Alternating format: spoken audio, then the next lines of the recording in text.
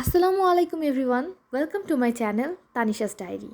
আজ আমি সবার পরিচিত একটি রেসিপি আর তা হলো ক্যারামেল পুডিং তৈরি করে দেখাবো। মাত্র 3টি উপকরণ দিয়ে সহজেই অল্প সময়ে পারফেক্টলি তৈরি করে নিতে পারেন ক্যারামেল পুডিং। আর এর জন্য প্রথমেই নিয়ে নিচ্ছি 1 লিটার দুধ। দুধটিকে আমি জাল করে ঘন করে অর্ধেক করে নেব।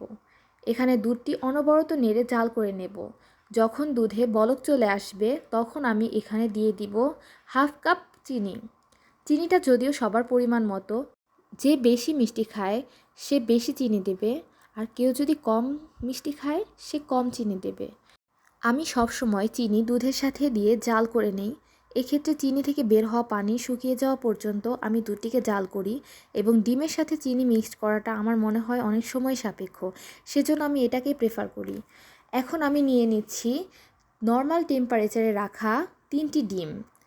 আপনাদের ডিম যদি ফ্রিজে থাকে সেক্ষেত্রে 30 মিনিট আগে বের করে নেবেন। যেহেতু আমি 1 লিটার দুধকে ঘন করে আধা লিটার করে নিয়েছি, সেক্ষেত্রে 3টি ডিম পারফেক্ট।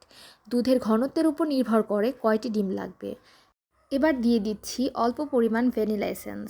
ভ্যানিলা এসেন্স অনেক স্ট্রং হওয়ায় আমি সবসময় অল্প পরিমাণ দেওয়াটা প্রেফার করি। এবার আমি ডিমটিকে ভালো করে হুইস্ক করে নিচ্ছি। এবার দুধটি পুরোপুরি ঠান্ডা হয়ে গিয়েছে। আমি দুধটিকে ঠান্ডা করে একটি স্ট্রেনার দিয়ে ছেঁকে নিয়েছি। এতে দুধের সরগুলি আর থাকবে না।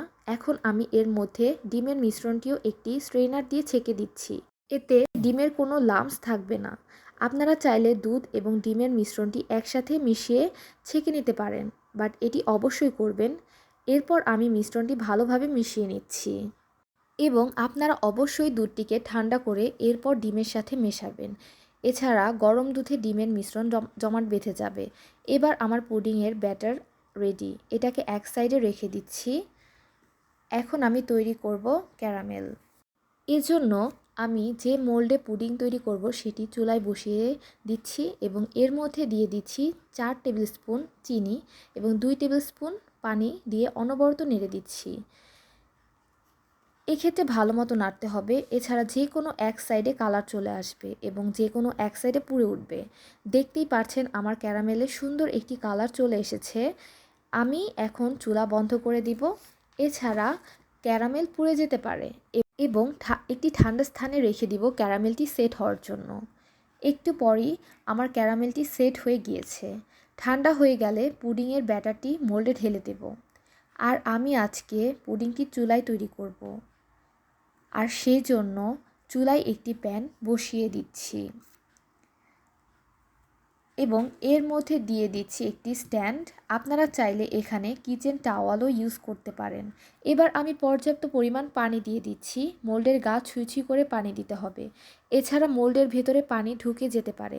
এবার আমি একটি ফয়েল পেপার দিয়ে এটাকে ভালোভাবে ঢেকে দিচ্ছি। আপনাদের কাছে ঢাকনা থাকলে সেটিও ইউজ করতে পারেন, কিন্তু অবশ্যই এটি ঢেকে দিতে হবে। আর ঢাকনা না থাকলে আমার মতো ফয়েল দিয়ে ঢেকে দিতে পারেন, এছাড়া ভিতরে পানি ঢুকে যেতে পারে। এবার আমি একটি ঢাকনা দিয়ে প্যানটাকে ভালোভাবে ঢেকে দিচ্ছি এবং ঢাকনার ছিদ্রটি একটি কাগজ দিয়ে বন্ধ করে দিচ্ছি। এটাকে এখন মিডিয়াম ফ্লেমে রান্না করব।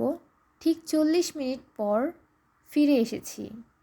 এবার পানিটাও অনেকটা শুকিয়ে এসেছে এবং আমি দেখিয়ে দিচ্ছি আমার পুডিংটি রেডি কিনা। এজন্য আমি একটি টুথপিক ইউজ করছি পুডিংটি হয়েছে কিনা দেখার জন্য। দেখেই বোঝা যাচ্ছে আমার পুডিংটি পারফেক্টলি কুকড। উপরে দুধের একটু তেল ভেসে উঠেছে। আমি দেখিয়ে দিচ্ছি।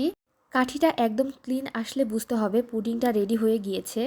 এবার আমি চুলা অফ করে দিয়েছি এবং পুডিংকে ঠান্ডা করে নেব। একটু ঠান্ডা হলে অ্যাটলিস্ট 1 থেকে 2 ঘন্টা ফ্রিজে রেখে দিবেন। গরম অবস্থায় পুডিং ঢালবেন না। এরপর পুডিংটি যখন ঠান্ডা হয়ে যাবে এটিকে একটি ছুরির সাহায্যে সাইডগুলো ছাড়িয়ে নেবেন। এখন এটি আমি একটি প্লেটে পরিবেশন করছি। দেখতেই পারছেন আমার পুডিংটি মাশাআল্লাহ একদম পারফেক্ট হয়েছে। আশা করছি আপনাদের কাছে পুডিংটি অনেক ভালো লেগেছে। আপনারা অবশ্যই বাসায় ট্রাই করবেন এবং ট্রাই করলে আমাকে জানাবেন। পরবর্তী ভিডিওগুলো দেখতে এখনই আমার চ্যানেলটি সাবস্ক্রাইব করে বেল আইকনটি অন করে দিন এবং ভিডিও ভালো লাগলে ভিডিওতে একটি লাইক দেওয়ার অনুরোধ রইল। Thank you for watching.